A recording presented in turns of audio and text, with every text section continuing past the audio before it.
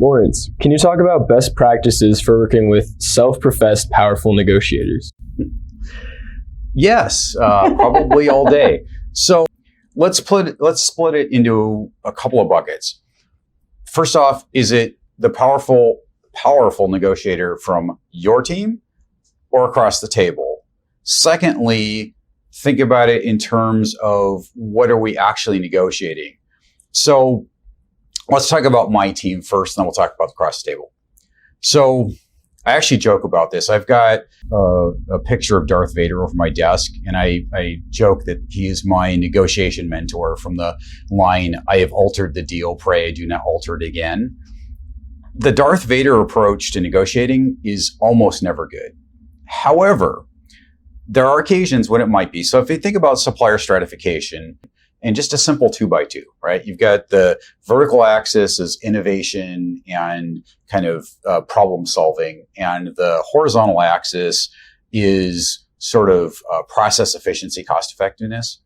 If you're in the low innovation, low cost effectiveness kind of range, you're buying commodities and price matters a lot, right? So if you want to bring out the Darth Vader a little bit in those kind of negotiations, it's truly a commodity, and we're talking like reverse auctions or buying paper clips, buying toilet paper, whatever, right? That kind of stuff. Okay, maybe that's okay. On the other hand, if you go to the high end of the innovation scale and you're trying to do something that's solving a serious unmet business need for the company, I need speed to market, I need innovation, I need cost is on the list, but it's not continuous improvement. Sure, right. Then the relationship matters. Mm-hmm. And think about like in the NFL, right? The coach doesn't negotiate with the player. There's a general manager who negotiates with the player's agent so that the emotion isn't in it when they have to work together. Mm-hmm. Well, the challenge is in most businesses, the people who are doing the negotiation are the same people who are going to be delivering the service. That's correct. So when you take that into account, then you've got, I need innovation. I need a really good relationship to get what I expect because it's performance-based or outcome-based contracting, especially outcome-based contracting. Then the power negotiator approach is absolutely wrong. So what happens when that power negotiator is legal? So that's a great question, because a lot of times people give the lawyers too much responsibility, or maybe too much authority is a better way, right? The job of a lawyer is, here is your risk, business person, because it's your business. Here's the risk. Go in eyes wide open. Are you willing to accept the risk? Or are you not willing to accept the risk? So what I like to do, and frankly, I haven't found legal to be a problem personally. What I've found to be the problem, and the internal side, what I found to be the problem is the old school CPOs, the folks who were from back in the old school days where, for example, we would have the supplier across the table from us on the vent side of the overhead projector.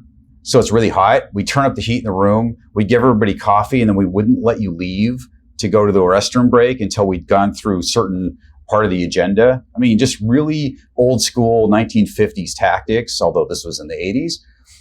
People who love to do that kind of thing, I tend to use an education process, right? I explain business strategy to sourcing strategy to procurement strategy to what success looks like. And they tend to, because they're smart people, because they got to be CPOs or whatever, right? They tend to have the aha moment of, oh, I can't break the relationship in the negotiation. If they don't, the second fallback tactic to me is a steering committee.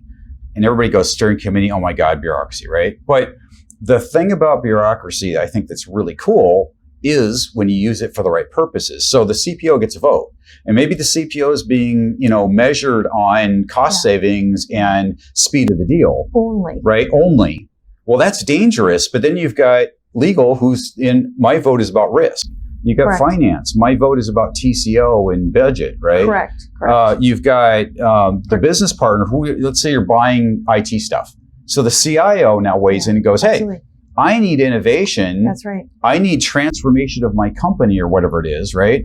And so you, CPO, can't beat up the supplier and get the best price if it's going to sour the relationship, right? So having the steering committee, you bring diverse perspectives together to make a much better and more informed decision than you'd have with the single person, right? I want to jump off on that informed decision. One of the things that I've realized in my own personal experience is that people who are quote unquote self-professed powerful negotiators don't actually use data real well.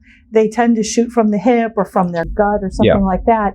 And one of the ways that I can tell a contract professional to work with someone like that is just have your data. Be prepared and speak to facts, because otherwise you end up in an emotional tit for tat game. Right. Absolutely true. And you have to take the emotion out of it. In fact, that actually is a good segue into the what if they're on the other side of the table, right? So the challenge with the other side of the table is, first off, if the person's getting rent-free space in your head, that's a bad thing, right? Because now we're operating on emotion and we're reacting. We're not implementing the procurement plan. We're off the playbook, whatever, right? So it's really, really critical to make sure that you are operating from the sort of, this is a business thing. This is not a personal thing. Correct. And that might mean having to call a timeout, stop a negotiation temporarily, take a break.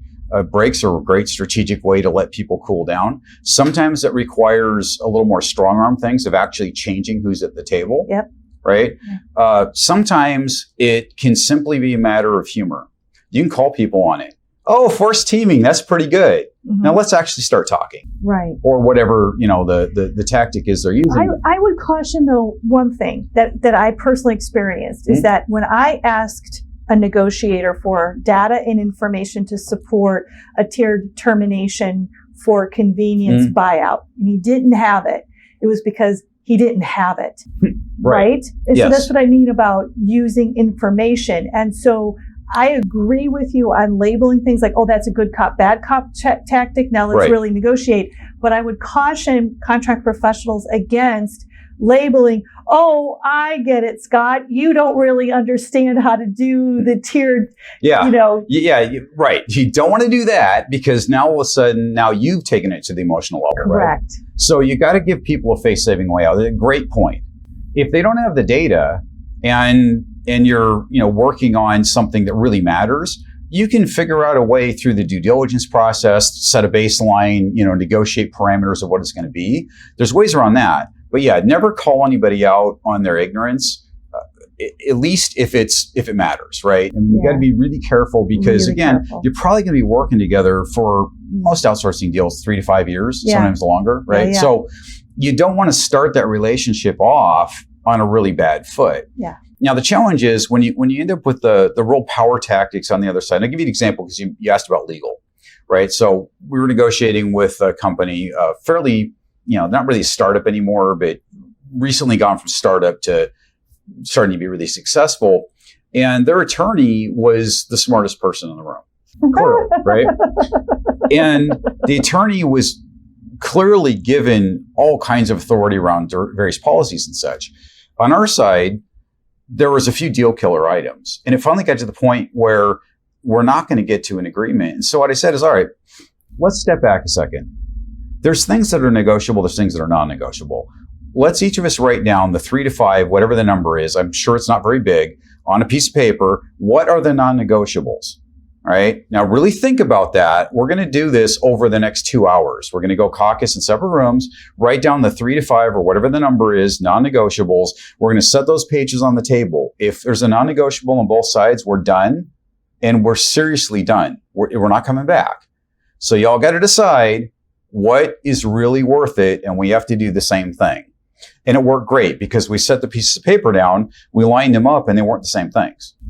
And that allowed us to then have a creative way of solving the problem, took the emotion out of it, allowed the attorney to go, look, this is high risk. I don't really like it, but I understand it's not a deal killer. Right? But I don't care what lawyers like. Right. I mean, people tell me all the time, because I'm a lawyer, right? Well, you would have to agree with me. I don't like putting these things in the governance schedule. I don't really care what you like. I'm putting them in because that's what I think is the best practice. And that's a great point. Well, for this situation, right? So there is no best practice for everything. That's correct. It was the best practice in that situation. But what I like what you said is that the lawyer had misinterpreted what he liked and what his preferences were for what is truly non-negotiable from a business perspective. Two, by listing those things out, you were able to identify there was a lot of room for trade-offs in negotiation. Right. And you identified the guardrails in the deal, which is we cannot negotiate these, 6 or 10 items, but the rest of the items are all negotiable. So that's brilliant. Right. And it worked extremely well.